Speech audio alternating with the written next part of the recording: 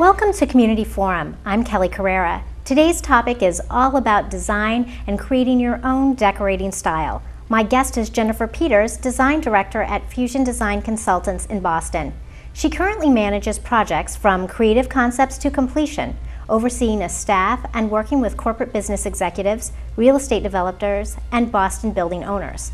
But with more than 18 years of experience in the industry, her resume of projects range from celebrity chef restaurants to city skyscrapers to residential homes.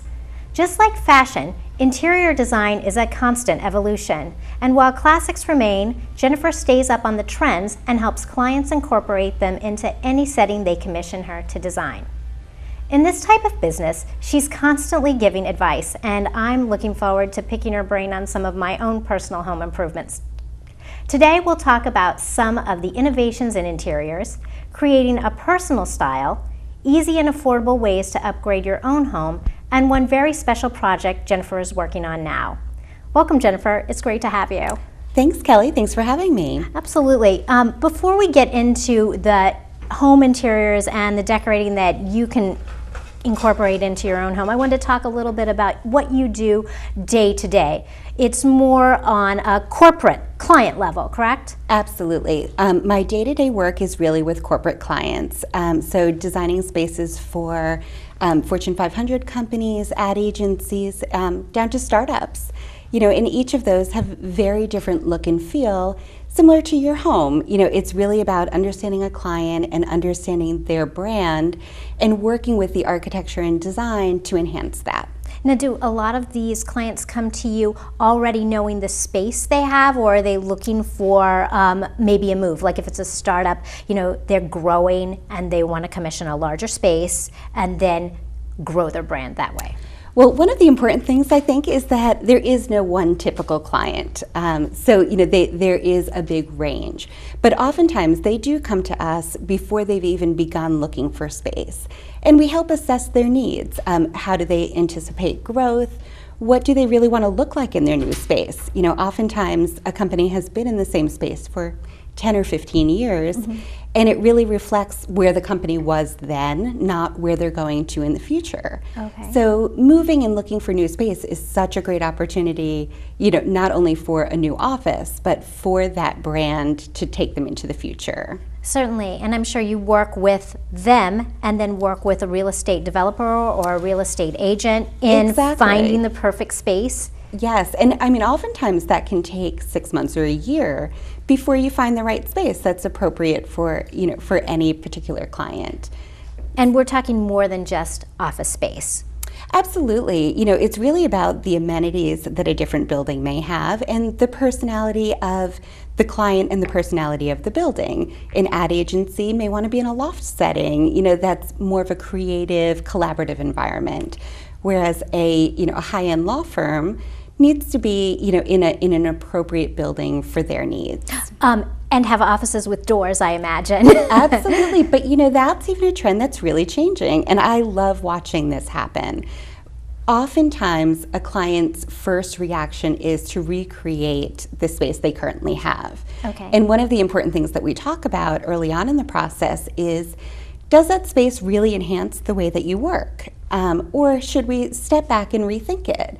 Everyone being in private offices, it's taking the window line away from, you know, the bulk of the employees, where if we can keep the window line open, allow more natural light through, create more collaborative spaces rather than private offices. That's exactly what I'm thinking is collaboration. I remember I worked at an ad agency once that was in a big old mill building, so it was a loft space, very open and airy, full of windows, but absolutely no offices, because we were always bouncing ideas off of one another. Exactly. And you know, that doesn't work for everyone. But one of the things that we've found is if we can get the top person in the company, the CEO, to commit to making a change like this, everyone else will follow suit. But it does mean that everyone needs to be on board, including that CEO. So oftentimes what we'll do is create different areas that you can still have a private meeting that's outside of your own personal workspace. You know, we're doing lots of phone booths right now and one-on-one rooms where you still have a closed space to go to when you need it, but it's really based on, that function of the moment, not that your title entitles you to a private office. Oh, that's so interesting. I talk with friends and they said, oh, we've got a new game room going in. I know people are putting in foosball tables and, more coffee areas where people can kind of take a downtime or take a little break from their personal office space, whether it's in a cubicle or a closed door office, where they can just go away and kind of clear their head and collaboratively work and brainstorm. Right. We are seeing more and more of that, and again, it's really what's appropriate for a company's particular needs. The other thing that we're doing is making personal workspace smaller. So workstations have gone from high-paneled cubicles, where everyone has their own 6x8 space that's semi-enclosed, to a much smaller footprint, much more open. You don't have the paper needs that you used to. So storage needs have really come down, which again allows for everything to become a little bit smaller, lower height panels, more visual connection for employees. And again, having these smaller breakout spaces where you have a closed space to go to if you need it. Now, I don't know if you know this, but does something like that enhance productivity? Because I can imagine going from an office setting, which was very sterile with the door, into a more open workspace. That could be a big shakeup for some employees. It absolutely can be. And one of the funny things is we find no one has a place to hide. So when you have a private office or a high workstation panel, you can hide in your own little personal space and people really don't know what's going on there. But when you're out in the open and everyone can see what's going on, it really, I think it does increase productivity. One thing that I've seen is I know a lot of companies are going more freelance and consultant based, so they're actually bringing people in, so a minimal workspace without the pictures and the bulletin boards and everything clipped up in your space. They might just have a long table or a workstation, if you will, with a plug that they plug their laptop into. Right, and with wireless technology even more so. But it's interesting because we have worked with clients who have gone to complete hoteling setup, which basically means no one has a dedicated desk. Every day that you come in, that you're working in the office, there's a map and it will show you what desks are available. And you may have a day that you have focused, intense work that needs to be done. So you can sign up for a private office for that day. And your personal files are in a mobile pedestal that you take with you, and you go work in that space. But it may be a day that you're going to be in and out, so your workspace for that day is the cafe. How interesting. I don't know if I could work like that. I still like going into an office space, whether it's at my home office where I have, my favorite pictures of my family and my phone and all the little things, special coffee mug that I have. I think I rely on that, and that is my go-to space to work.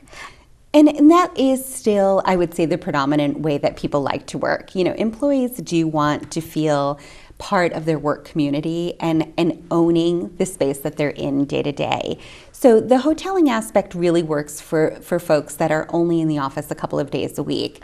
Rather than dedicating full-time space to someone who's not there, the cost of real estate really doesn't allow for that anymore. It kind of does come down to dollars and cents on some of these decisions, that to give someone a 120 square foot office that are only there 2 days a week, that can be the same square footage for 4 people who are there in permanent times. I've seen even in some places where they have offices built up and they don't want to have the expense of taking walls down, but to maximize that space, like you're saying, they'll put actually cubicles inside the office. Absolutely, or even designing the offices specifically that can be flexible. We've created standards for companies that a private office is designed with furniture and in a correct footprint that can be a single person office, a 2-person office, or a conference room. And all it is moving a table and putting it in different positions to allow for that kind of flexibility. Oh wow, that makes it completely flexible for a lot of different end uses, I would imagine. Exactly, and that's, part of the trend really is we need to create flexibility in space. The cost of real estate and honestly the cost of build out of these spaces are so high that you have to be planning for the future. And the person that sits in that office today, may go on to other things, and the function needs to change for the next group that are coming up. So when you are talking with a prospective client, or once you've solidified the client, do you talk about the number of people that are going to be habitating that office space? That's one of the first things that we do, because when you're on the real estate search, we have our terminology is a fit plan. We work with them to define their program, what they need today, what they think they'll need 10 years from now, because oftentimes a client's signing a 10-year lease. And we'll do plans for them that really shows, a quick outline of the footprint that we think they need, how many square feet they need to fit that requirement. And that's really what we use then, looking at different buildings. Efficiencies may change, so one building may require that they take more square footage just because of the efficiency. But you really do have to go in with a program in mind of what you're trying to achieve and how many people you need to accommodate. And you were talking about branding a company. I have a friend working at a company locally, and they're rebranding their entire corporation, and they've done everything from taking a very stale office building that was white and gray walls, white and gray carpet, minimal photos, you got lost, it was a maze to walk through. They're now putting colors on the wall, floor to ceiling canvases up, and what a difference it makes. And it's all brand right for the direction they're going. So I can absolutely see that. Even the lighting fixtures are something that I've noticed that I never would have thought about before. I just thought a light is a light. No, and it's not. I mean, lighting and things like that, really, the architecture of the space should enhance the brand. We're always very cautious of that as designers. We don't want someone to come in and say, that's the most beautiful office space I've ever seen. Fusion design consultants do.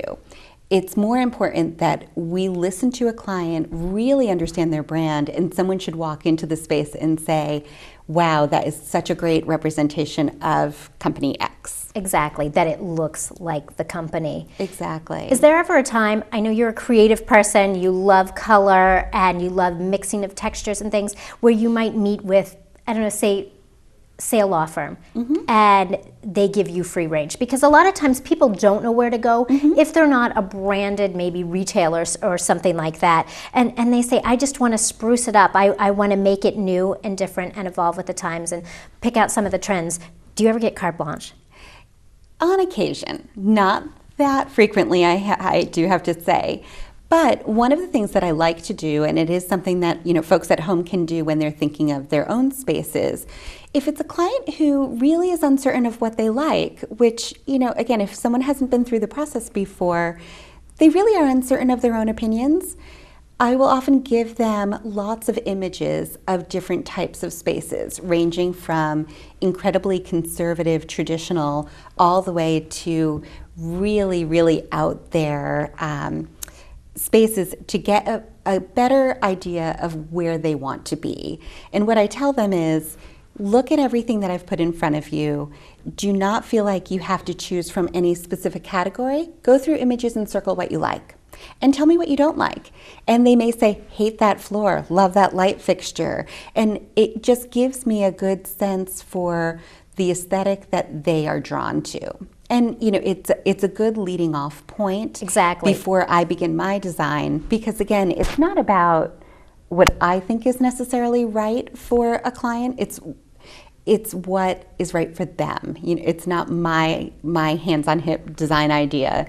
It's what's appropriate for them and what they want to portray. Just like when we spruce up our homes, I imagine a client walks into a new company that they haven't been in before, and they get a certain feel.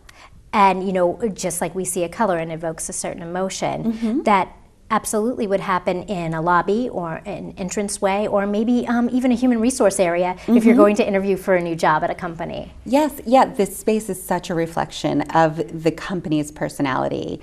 So it's important to really understand that and, again, make sure that it's appropriate.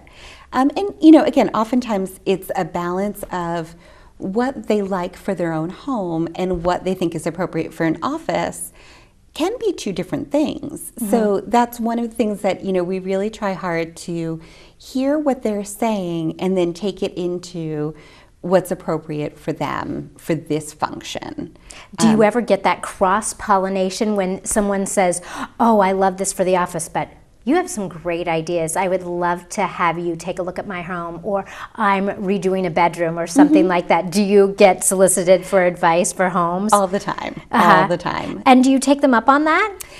Typically not, because it's a business relationship, and working on someone's office space is very different than doing a home design. Right. And it can be tricky to cross-pollinate that way.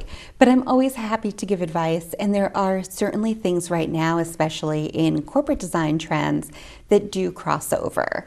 I think we're all seeing it that, one of the most common things I hear is everyone wants to look like a boutique hotel.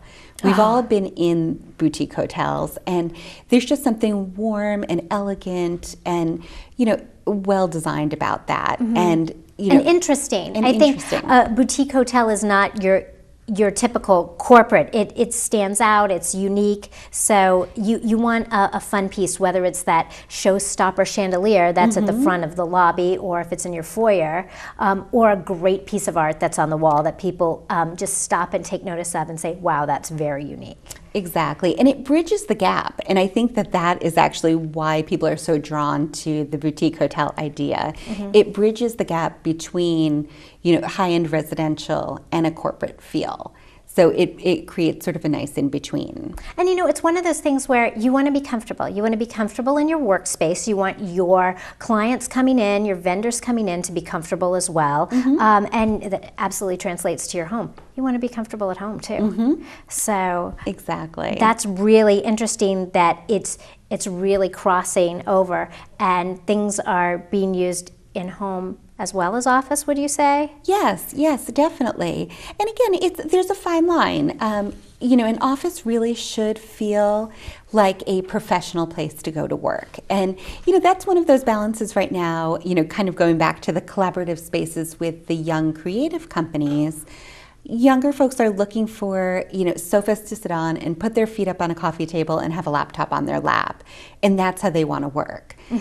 But the executives in that same office may still have the idea that, you sit at a proper desk and that's where work is being done. So, finding ways to kind of create a little bit of each so that you're sort of working to everyone's work style is really important in an office design. Do you think the personality of Google and Apple and how that relaxed workspace, like casual workspace, if you will, has influenced maybe some more corporate or stodgy office spaces that you've seen? Yes, and it has drastically changed the furniture industry. Furniture has really been developing to accommodate these kind of flexible work types and different work styles, but also integrating technology is huge right now. Creating technology zones for Skype, for video conferencing, for different types of technologies than have ever existed before. Even presentations. I mean, we were talking about, you were doing a presentation the other day on the iPad. Yes, all the time. Not so much the packets or the binders that you would create for a client when you're going into a business. It's all digital. Absolutely. And, video conferencing, has been around for a long time, but the technologies have changed so that it cuts down on corporate travel. It allows multiple office settings to be able to communicate on a daily basis. And there are versions of it that are so sophisticated that it's two halves of a room that are put together in a video conference setting. So again, all of these things are constantly evolving, and right now that's the exciting part of our industry is it will be different in 5 years than it is right now. And it's really hard to imagine how far it's going to go. Right. And corporate cost savings, that's the name of the game. You go in, you talk to the CFO, you talk to the CEO, they want to hear how you're going to save them money. Exactly. And that's a huge thing right now. One thing I wanted to get back onto, I mentioned when I was introducing you, you had the opportunity to design a restaurant. Yes. And one of those things, when I go into a restaurant, that's a place you want to feel comfortable, or if you're dressed up, you want to have a little more formal feel. What I'm noticing now, everything is loud. What is with loud restaurants that are very open? Tell me a little bit about that. Well, it's actually designed that way typically on purpose. Really? When you walk into a restaurant, the kiss of death is silence. Restaurateurs and owners really want that buzz. From the moment you walk in the door, you want to hear that there is activity and action going on. It just makes them feel busy all the time. It's something you want to be a part of. Now that said, there is a fine line. Hard surfaces, hard flooring, tabletops, ceilings will just bounce noise like crazy. You don't want to hear the conversation that's happening at the table next to you. So again, the idea is that there's enough noise all around that you can't focus in on any one particular. But I agree with you. I do think that, right now the trend is for things to be a little bit maybe too loud. And I think it makes me eat fast. And if I've gone to the trouble of getting ready and going out to a nice restaurant, I want to enjoy myself. And those floors, I remember we were out somewhere and we dropped a fork, and oh my goodness, it shook the walls, it seemed like, when you dropped a fork. But yeah, the loudness is what I've noticed the most in restaurants right now. And I think one of the things that is working and does work in most restaurants is a nice banquette for seating, where you can add some height, upholster the banquette. So if you're in a nice little private section, the noise will definitely be diminished, because you have this fabric really kind of circling, where you're speaking, and it's helping to buffer you from others, and also to buffer the noise from coming in. Oh, definitely. You've worked with so many different clients, like the restaurateur, like the people that solicit advice for their homes, and in the corporate world. Have you ever had to just take somebody aside and say, whoa, this is not a good idea for, I respect your ideas, but this might not work for either your home, your office. Has there ever been that challenge? Yes, absolutely. And we're providing a professional service. So one of the things that we always keep in mind, if someone is paying me, as a professional to give them advice, my job is to give them advice. And it's sort of easy, especially as a younger designer, I see it more. If a client says, no, I don't like that, I want to do this, to say, okay, we can make that work. With experience, you learn to explain why that maybe isn't the best way of doing things, but here's a way, to kind of bring it back around to something that I think will work and that they'll be happy with. But it's a balance. Definitely, I could see that. And that's a great segue to go into some of the trends for today. And we've put together a little bit of a presentation of some of the trends and how to actually create things very affordable, and maybe with things you already have at your own home. So let's go ahead and start talking to each of those photographs that we've put together. Great. The first thing you told me was to create a vignette. And a vignette can be outside or inside? Either or. But what I like to do is starting from the moment someone's walking up to the front of your home. And a lot of what we're showing you today is about spring, summer, bringing that feeling into the home. And seasonally, you can certainly change all of these things.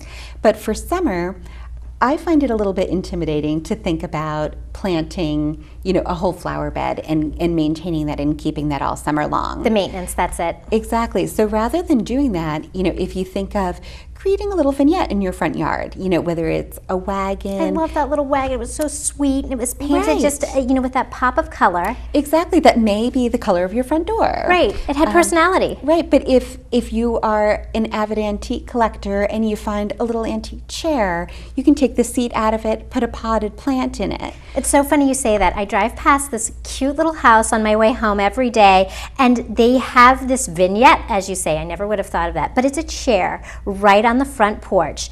And I look forward to what's going to be in that chair, whether it is a plant or maybe in the fall they'll do a display with pumpkins, and it's Right. always so creative. But it shows their personality, too. Absolutely. And again, it's simple. All of the things that we're going to talk about are things that people can do in their own home. Right.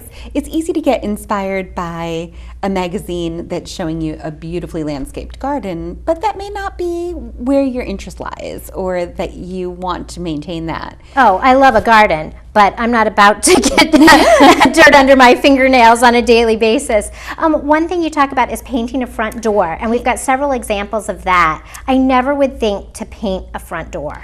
There is no reason that a front door needs to be just black or, a conservative color. Most of us have a fairly neutral palette within the rest of the home.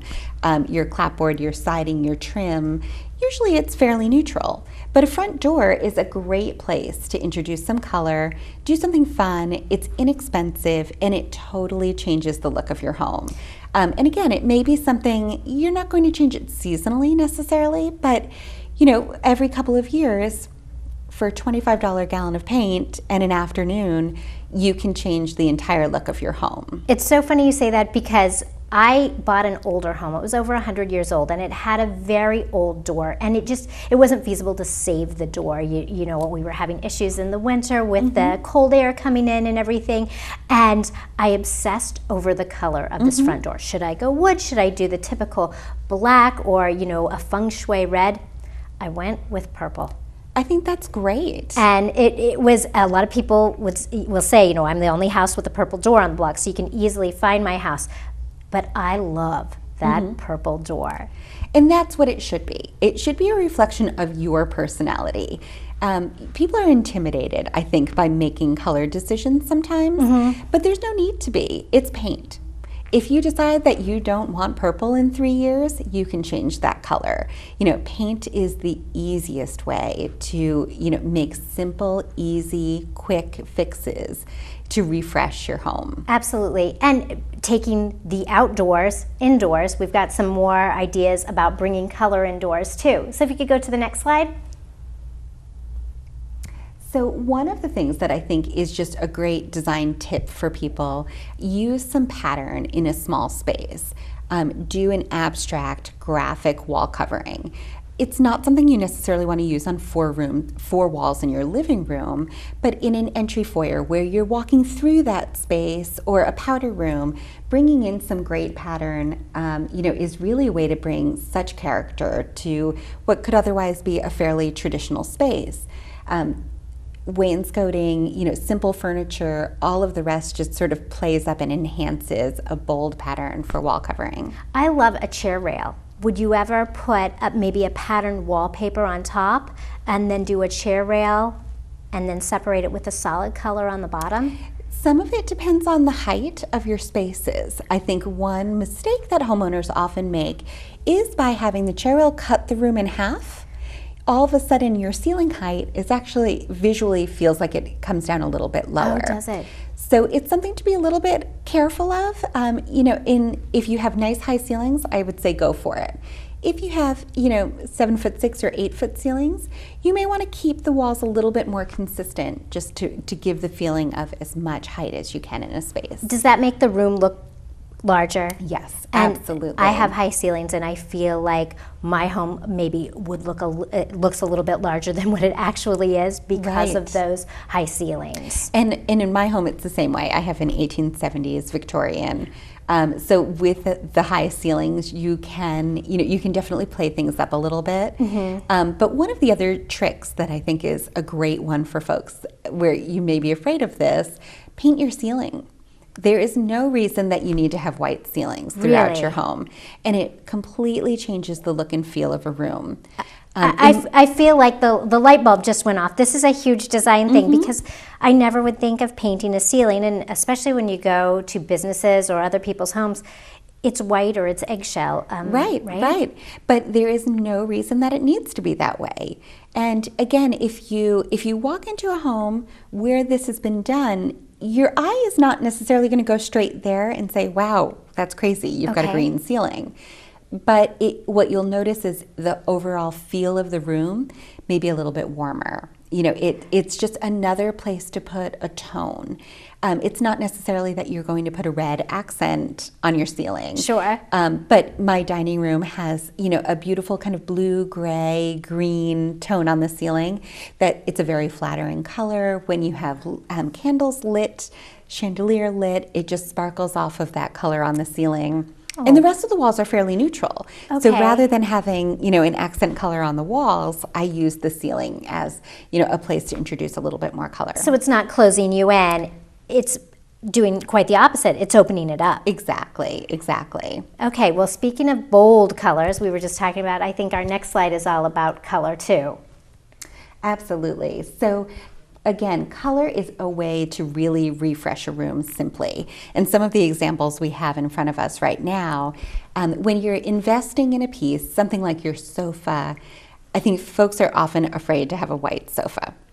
I've had a white sofa my entire life. That's really, to me, the best color or lack of color for a sofa, because you can so easily change the look and feel of a room.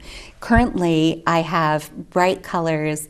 These are actually indoor-outdoor fabrics, so there's no need to worry about coffee being spilled on it. It will clean right off. Is that right? And these are your own pillows? These are my own pillows from my living room. Okay. And again, these will be out, you know, from now until early fall. In the fall, I change things up for more chocolate browns and dark garnet reds, and I typically keep a little bit of the turquoise for punch. But that starts to play into my Christmas decorations. So you have a seasonal living room. I do, but in a simple way, because again, I think people are a little intimidated by making full-scale changes to their spaces. So if you can do it where one Rubbermaid bin is all I need to do. I pull out it from season to season, change it up a little bit, you know, and add some fun accessories. I love how the accessories play off the colors of your pillows that are going on the sofa. And that's a big part of it. You know, do things, you can purchase them at Target and IKEA, you know, and again, invest in the pieces that are staying put. You know, a great area rug, you're probably not going to roll that up seasonally and try to figure out where to put it. Right. So, you know, those are your investment pieces. But throw pillows are just such a fun, easy way to change things up, and don't be afraid to experiment with pattern and mixing it up. One tip that I think everyone should take advantage of is when you first start to think of what you want to change in your home, go to the paint store, pick up paint swatches, put together your own, you know, quick little palette of what you think you might want to do before you start committing to anything. Then keep it in your purse. When you're at Home Goods, Target, wherever shopping around, you now have a guideline to help you make decisions. So it just sort of simplifies those decisions on the spot. Definitely, because when I go into a place like that, I'm overwhelmed. And I start loving everything, but it's not going to go with anything. Right. And you may, in that moment, forget, what is the exact color of my wall? Keep a paint chip of your wall color, you know, in your purse. So as you're out and about, you may spot something that's going to work perfectly. And again, you know, I think don't be afraid of experimenting with color.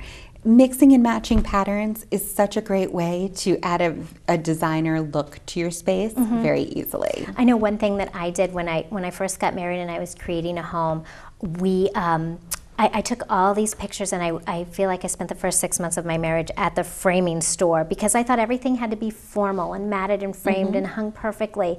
And this year, I took them all down, and I found canvases for as little as $8 at the Christmas tree shop. I bought a beautiful, like 18-inch square canvas of a beach cottage. Right, And right. I've mixed it up for the season, just like you said. And that's important too. I think that having things in your home that are a reflection of your personality are very important. Absolutely. I think we've got some more examples of that on our slides. Here we go, updating the living space, just like we were talking about. Yes. Taking down those old pictures, putting up something new and fun. And you said things don't have to even be framed. Absolutely. Framing is unnecessary. I think there are pieces that are meant to be framed, but that's a great place to draw your color scheme for your home as well. So if you're intimidated by going to the paint store and picking things out from scratch, you may have a painting that has great pops of color, some turquoise, some hot pinks. If that's your inspiration, take a quick snapshot of it, carry that around with you, and use that to start to define what you're doing for the rest of your home. Instead of a formal gallery of framed artwork in your home, you can also do an assortment of plates, antique plates with some paintings. I have a little antique purse hanging on a wall in my living room. Don't be afraid to showcase things like that. And again, if it doesn't work, it's not a big deal, but it can never hurt to try, to do a more interesting way of presenting. And here's an illustration of that, and it really looks textural. Exactly. I like the pops and the different depths that it gives the room itself. And shape. All of a sudden you're not locked into rectangular paintings or photos. You've got some round pieces. Again, some found items, are always fun. That treasure of an antique purse, it sounds so cute. What about, I guess here, I love that navy blue chair. Wow, that's a piece. And one of the things that I think are also just a good tip for folks, when we look through design magazines, it's so easy to find lots of beautiful items. And of course, they come at a price. We can't necessarily afford to, go crazy and buy them from the sites that are specifically in those design magazines, but take inspiration from those. There are so many great websites right now. There are great stores. There's Jocelyn Main, is a great website right now for home furnishings that, are all really nicely tailored, but great prices. Wayfair.com is another great one. Well, you even mentioned Target. Target. And Home Goods. A piece that I actually brought in, when Tory Burch did a line for Target, Right. I loved this pattern. And this is something that I just put on a side table in my living room to give it a pop, because I responded so much to this pattern, and it actually played off the yellows that I have on my living room wall. But how neat and inexpensive. $20 or less. Right. So find the things that you really love, because that's what your home should be. If the item isn't a matching set, I think all the better.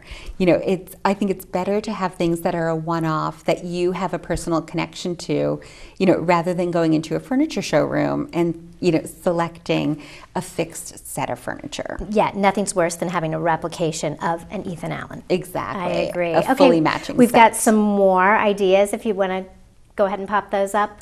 This one I just love because of the painting on the wall. I love that dog. Where, again, when you actually look at the backdrop of this image, everything is white. But you do not read that as a bland, boring white space. There's pop in the artwork. There are pops of color with flowers on the table and throws and pillows on the chairs. Don't be afraid of using those kinds of accessories and artwork for the pop of color. My cousin found a picture of a Jersey cow. Enormous canvas of a Jersey cow that she has in her dining room, but that set the scene for a more rustic type of room. Right, and artwork should definitely do that. It's a great way to bring in that personality and to define a space. Okay, now that we've got the living rooms under control, I think even our next slide, I think we go into bedrooms and bringing those bright colors into the bedroom. Where again, it's sort of following the same suit, where you're not going to change your bedroom furniture around, yearly or even every 10 years. So if you start with a fairly neutral backdrop and then throw in pops of color seasonally, and again, I think that it's something not to be intimidated by white. I have a golden retriever, an 8-year-old, and a husband. And I have a white sofa and white bedding. I don't know how you do it. Great throws. You buy really great throws that can be washed. And that helps to protect it, but it still gives you that light, fresh.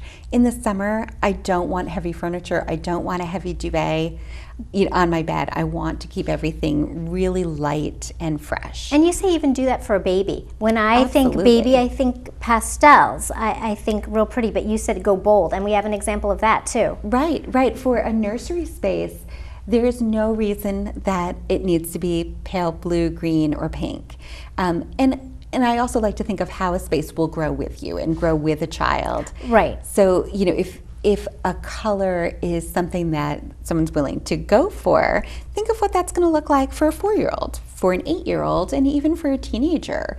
And, the image that we just showed is a perfect example that really all you need to do is get rid of the crib and change things around subtly, to grow a room with a child. Definitely. Another trend I definitely want to talk about is the chevron. I think we have some slides of the chevron. It's classic, but it is so hot right now, whether it's in fashion. I see it in skirts and dresses and tops, and now we're seeing it in home interiors. Yes. Well, and that's a great point. Fashion and home design really have come together, which I think is great. It used to be that home design was a little bit behind where fashion is, but now they're really right hand in hand. So if you see something in fashion, it's going to be in interiors as well. Certainly, colors. I mean, look at us today.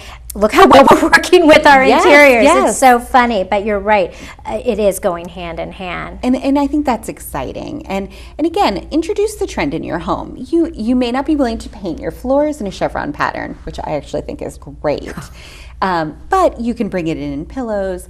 You can bring it into children's spaces. Sure. There are lots of great ways to introduce it, and it can be done in so many different ways. It can be a more bold pop, and it can also be very neutral. Less contrast between the colors, so that may have a little bit more staying power. Now, when you say the painting that you wouldn't undertake, I have a couple before and after shots of a bedroom of a friend of mine, and if you could put those up, it's a traditional bedroom set. It's a sleigh bed. It's dark wood furniture, but what she's done with it is absolutely amazing. I mean, beautiful room, beautiful space here, but if you could go to the next slide, she painted that sleigh bed. I can't imagine taking a can of paint to a beautiful piece of furniture, but it's gorgeous. She added some crown molding, a new color on the wall, but she still has the same draperies, the same artwork, and even the same bedding.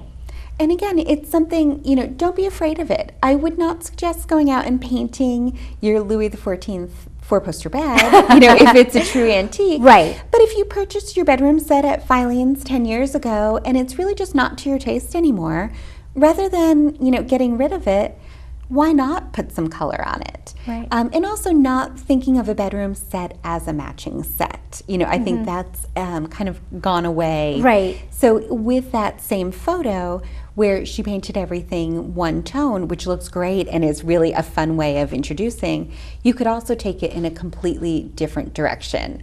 We've kind of talked about this, paint a bold color for that sleigh bed. That could have been high lacquered Hermé orange, like the color of your dress. Sure. And again, you could change that in 2 years if you're tired of it. I think my husband would kill me, but I would absolutely love it. But very fun. The two end tables could be in a chocolate brown, again, kind of a high gloss paint. Rich.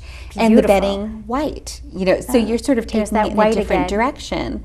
But, I would say absolutely. If it's a piece that you were going to otherwise get rid of because it no longer suits your taste, go for painting it. It makes such a big difference. I have one more before and after I wanted to show you. This is of my own home. I took your advice and I got rid of my dark red curtains here, and I mixed them up and bought shower curtains. They're fabric shower curtains, but I actually put them on shower ring rods and strung them on my my curtain rods at home. And what a difference it has made. I think that is a great tip because they're already the correct length. And shower curtains tend to be a little bit less expensive. And but also durable. Durable and fun. You know, there are lots of fun patterns. So it's a great tip because I think you don't need to feel like you have to go to the curtain store. Sure, and have these custom-made beautiful curtains, but instead you have, you know, so much to choose from. Here's my tip. I got it at Target. Again, Target. Right. You know, under $20 a panel, and I bought 4. I bought one for a side window and one for my main window. And let me tell you, those curtain it slides so easily when I go to close it. It's amazing. So practical too. Absolutely. I'm going to take a quick break right now and thank some of our sponsors. The International Forum Show, very similar to Community Forum, but we talk to local people that are out across the world doing their thing by Skype, is on Sundays at 2, Mondays at 11, Wednesdays at 9, and Saturdays at noon on Comcast Channel 9 and Verizon Channel 28. The Stoughton Lions Club is having free concerts at Faxon Park on Sundays from 5 to 7 p.m.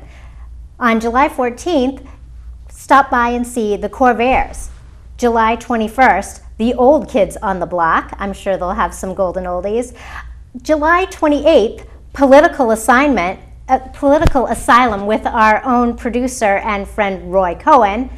August 4th, It Is What It Is. August 11th, the Villainaires will be playing, and August 18th, Easy Access Band will take the stage. The crew and host and guest would also like to thank Maxie's Delicatessen for the wonderful food they provide us with before the show. They're located at 117 Sharon Street in Stoughton. Phone number 781-341-1662. The American Cancer Society is always looking for volunteers to help drive cancer patients to and from treatments and appointments. If you can help, call 1-800-ACS-6662 or visit them online at www.cancer.org. Isla Mark's Food Pantry and St. Anthony's Free Market at the First United Methodist Church can always use help, whether they're unloading trucks or stocking shelves or simply working the food pantry. For more information, call Christine Gallagher at 781-341-0611 or 781-341-0549. Meals on Wheels, a great organization helping people that can't get out with fresh, hot meals, could use drivers. Please call and ask for Jessica if you can help. 781-344-8882, extension 2. And we'd also like to thank the Stoughton Penny Saver for all our advertising needs. They're helping us get the word out on Community Forum. They're located at 27 Rose Glen Street here in Stoughton. Phone number 781-344-4833. Our Community Forum showtimes in Stoughton are Friday, Saturday, and Sunday at 6 p.m., Mondays at 8 p.m., Tuesdays at 5 p.m. on Comcast Channel 9 and Verizon Channel 8. We love hearing from you, so if you could give us comments and suggestions, go to communityforum1@yahoo.com and send us an email. We're back talking with Jennifer Peters, a design director at Fusion Design Consultants in Boston. She's been so kind to join us today, bringing a lot of the things that she has in her home and talking about how to incorporate them into yours. But you're working on a very special project right now that's near and dear to your heart that I'd love for you to talk a little bit about. Great. Yes, I'm working on the renovation of a home in New Seabury at Mashpee on Cape Cod. It's really a fun project because I've been going there for years and years. So it's a place that I really consider a second home. They are ready to do a full-blown renovation, which is so exciting. But one of the big things is, even in a beach house, there are so many great ways of making it a bit more warm, bringing in some deeper tones. It doesn't need to be all blue and white ticking, as a traditional beach home may. With shells and starfish everywhere, right? Exactly. So, just starting off with a fun color palette, is a great starting point. So similar to what we spoke about before, using paint colors as your focus. Mm-hmm. They don't need to be the traditional beach house finish. So from there, it's mixing and matching materials. A great countertop that's more interesting than the typical, is super fun. Take a look at that close shell up. It's is great. in there. How perfect. It's so subtle though. It is. It's a great way to be sort of a wink and a nod to the beach house without being, again, kind of literal to things. Absolutely. But fabrics are so much fun right now. And again, introducing some indoor-outdoor types of fabrics to bring in color and pattern and durability, because clearly with the beach house it's so important to make sure that everything is going to be durable enough, but mix it up. There's no reason that it should be sort of stale and stagnant. Is that coral in like the light blue there? Exactly. So that's a great fabric. Oh, that's so fun because, again, it's not your typical starfish and seashell, but it is that nod to the beach that you have. Right. And it brings in the ability to have some warmer elements. So, nice, deeper tones of furniture. Not everything needs to be whitewashed. Go for some warmer tones, some wood flooring, things like that, that just make it more all season and not just summer. We only have a couple minutes left. This time has flown by, but I did want to bring you a couple questions that I have for my own home. Great. But I wanted to bring you this pineapple. I love pineapples. I love what they stand for. They stand for welcome and hospitality. I have so many. I have white pineapples, I have pink pineapples, and they're all ceramic.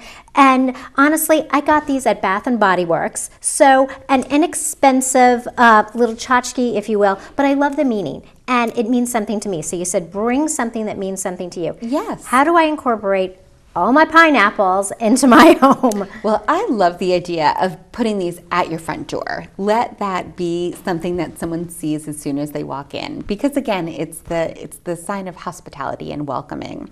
So similar to some of the images we saw earlier with a bold wall covering at your entry, to put these as sculptural pieces. Little shelves, so each one is kind of treated as its own little piece of artwork, I think is great. So you can create that in a foyer, each one on its own, very small individual shelf, with a little lighting on it, would be great. And again, such a nice way to showcase a collection that you have that means something to you. Oh, absolutely. Well, okay, another item that I brought in. This is something that I think a lot of people probably have been given or it's been passed down in their families. And this is an heirloom quilt that my great-great-grandmother made in the early 1900s. The quilt square has been framed, and how do I use this in my home? It's not exactly my style because it feels a little more country to me, but how would I use this? And that's a great question. And one thing that I think folks should remember, if something is not to your personal taste, don't feel obligated to hang that in a prominent location in your home. If it's something that really does work, for your house and your own personal decorating design ideas, then go for it. But for something like that, if country is not your thing, not really, but you do want to put that in an important place, I do. I think that would make a great cover of a box. So whether it's a jewelry box, hinges added to it, and a simple wooden jewelry box, because that's where you keep sentimental items, and it may be in your bedroom, not in your living room, so you see it and you enjoy it, but it's with other things that kind of hold a special place. Right, and I put it to good use rather than just putting it on a side wall that I might not see every day or use it as a showpiece. Or I could use it as a showpiece, as a jewelry box. I never would have thought of that. Right. Or a photo box, the same idea. It's the cover to a simple photo box.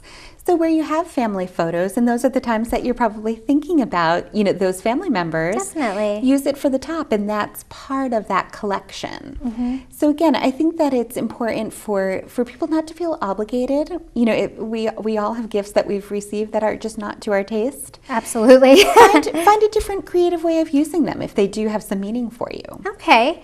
Well, we've talked so much about the interiors of the house. What about outside? Well, this time of year in particular, and especially in New England, we need to use our outdoor space and, treat it as another room. I think we get that bonus of another living room, another dining room during the summer. And clearly, we have the fashion to take it outside. with these indoor-outdoor pillows and cushions. I love it. I love that outdoor upholstery has come such a long way. It's not boring. It's not your typical espadrille stripe. All of these are indoor-outdoor fabrics. So take it outside. Entertain outside. Bring your china outside. Don't be afraid to use it and mix it up. So, you can bring your china and a big butcher block carving board, to display your food for a cocktail party. Intermingle some casual elements with your nice things that should get used. And you're absolutely right. I mean, we use that china that we received as wedding gifts or passed down from a family member. We use it for Thanksgiving and maybe the holidays. And we should be making more use of it. We love it. It's probably very expensive. Why not bring it outside? Exactly. And it's another way to bring in the things that you love into your day-to-day life. And when you're having guests over, you want them to feel special, but you also want them to feel comfortable. So combining some of those more formal elements with things that are fun and funky and a little bit looser, is always a nice thing. Well, I think that's what it's all about. Creating that comfort zone for you, for your guests, whether it's for your clients in a work setting, but definitely at home for your own family. So thank you once again for bringing all of your great things, answering my own questions, and sharing a little bit about what you do in the design world. Well, thank you for having me.